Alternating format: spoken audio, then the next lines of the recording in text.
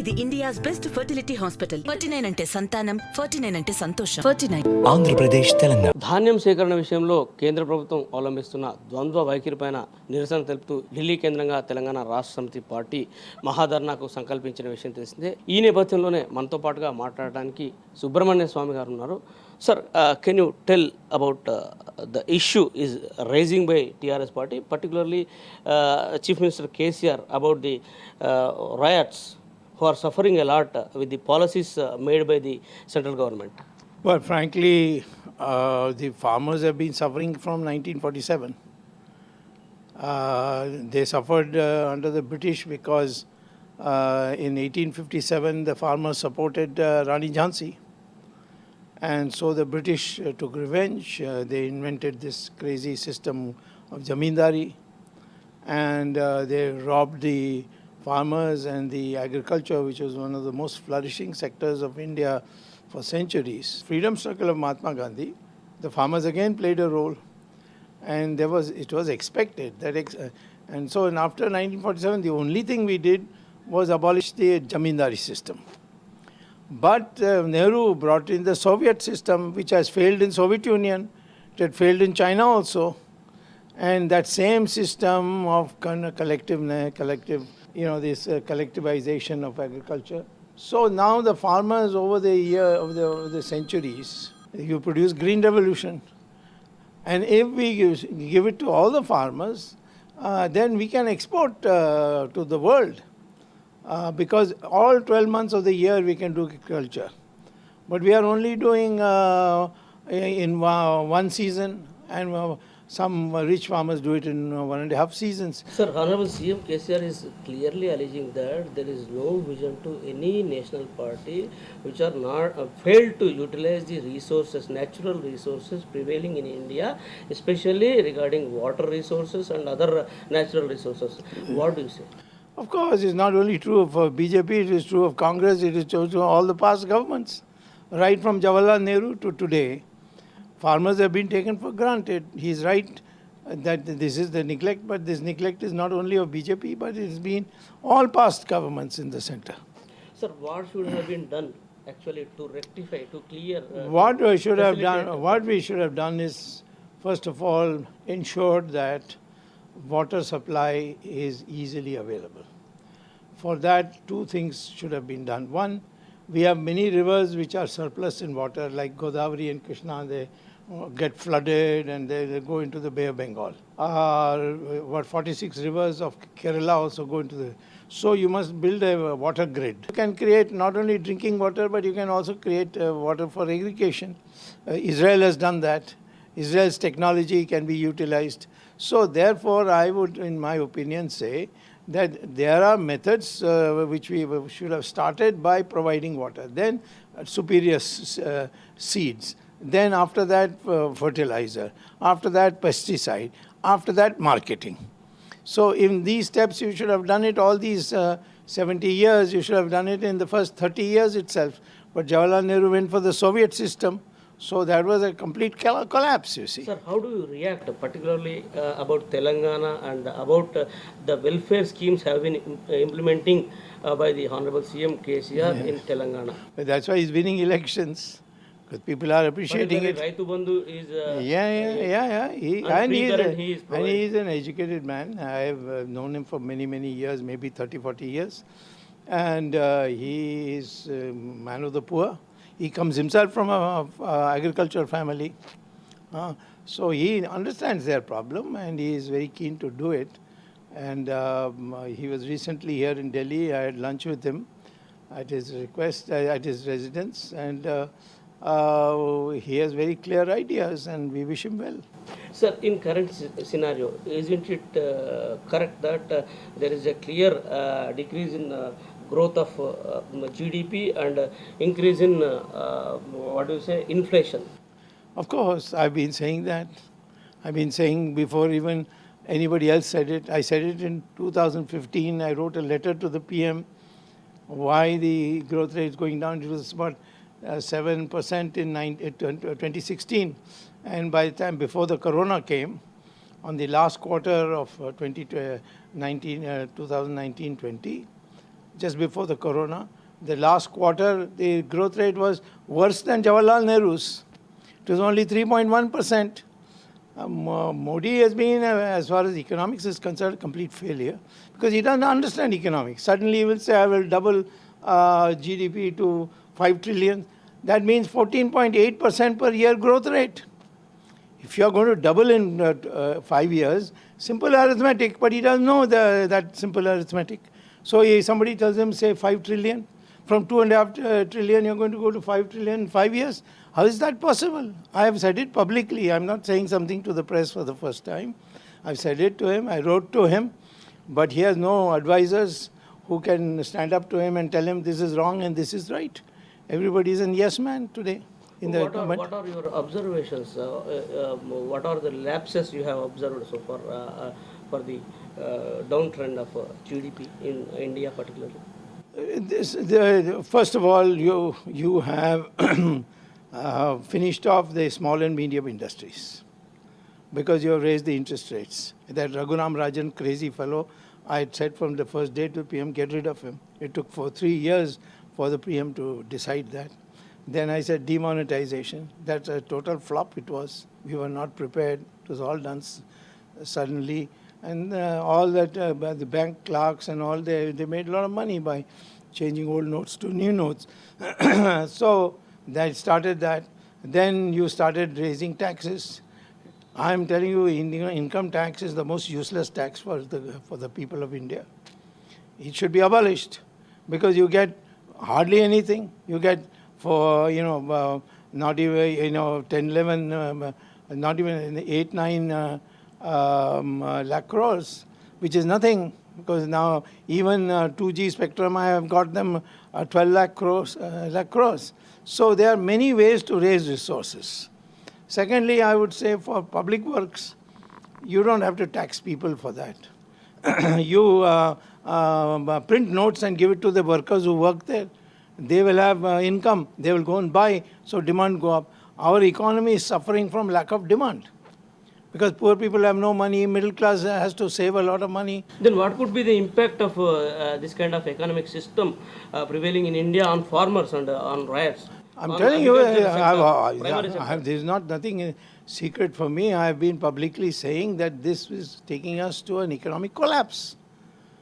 And Modi doesn't, all people go to Modi and say this man is, criticizing while he's in the party. I'm criticizing party policy. I'm not a member of the cabinet. I have every right to criticize it as a member of parliament. So therefore, I've done that in the last 6 years. So therefore, people don't appreciate it. But I'm an economist. I've been a former professor, and that too in the world's most well-known university, Harvard University, then at IIT Delhi, and that too full professors in these places. So therefore, I have knowledge on this subject. These people are all, as far as economics is concerned, are completely illiterate. The statistical organization is clearly, its report is clearly showing that there is a mass unemployment problem in India, for which do you feel that the central government is the reason and the policies have been adopted by the central government? No, unemployment is not a new thing.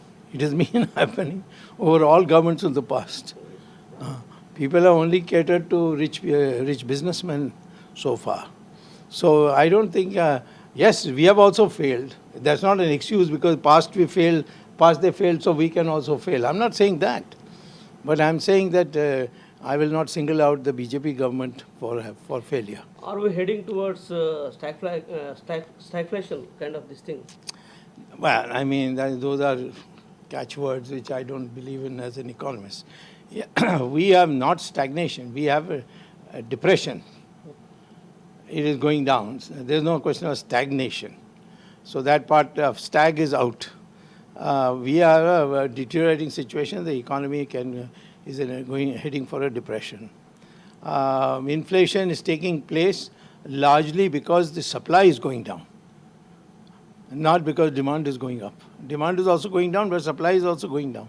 And therefore, see, people don't understand macroeconomics. All these people who are in the government, either somebody is in the business school or somebody has learnt elementary economics of graphs and so on. There's no quantitative appreciation.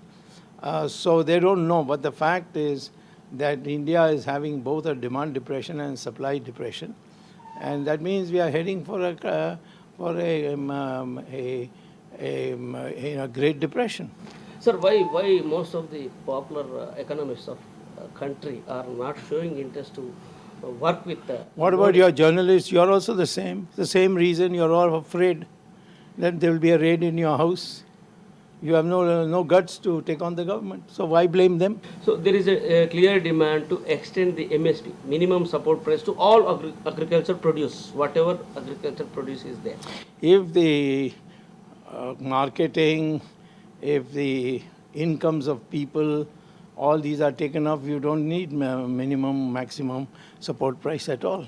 Automatically demand supply will clear it. This all the time dependence on the government will do this, government will do that, is a mental weakness. You must get out of it. How do you react on the making of laws and repealing them, which were across the country? There is a clear Nobody is opposing it except myself.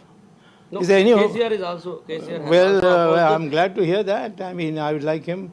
Now he has come out in the doing this demonstration here. Yes, he should stand up. Which other? The Congress party is completely paralyzed. Others are scared that there will be some raid in their place. I know many chief ministers who shiver. Privately they tell me, but publicly they are afraid to fight.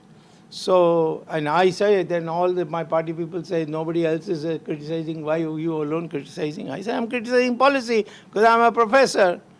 I'm not a minister of the government, so I have every freedom as a party man. And that's why the entire party is supporting me. The workers and all are very happy because they say, they go and tell the people, yes, Swamy is also saying this, you are not saying anything new to us. So I'm telling you that, you see, these are issues. We have a weakness which Jawaharlal Nehru introduced, Indira Gandhi carried forward. And now every political leader has found it convenient to keep people passive, scare your journalists are all totally scared. If I give an article, the only newspaper which was ready to publish is the Hindu because I have family connections with them. So they know me very well. But they don't mind taking risks because they know I'll come and fight for them also. But all these mainstream newspapers, they don't want to touch anything I write, which is critical of the government. And one of the officers of the PMO comes and starts dictating to them, and everybody starts shivering.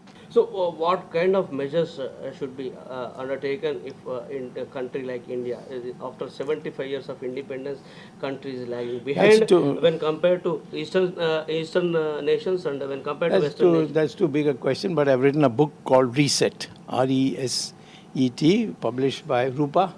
You please read that. I've given everything in detail. Please pass a message through our channel to people.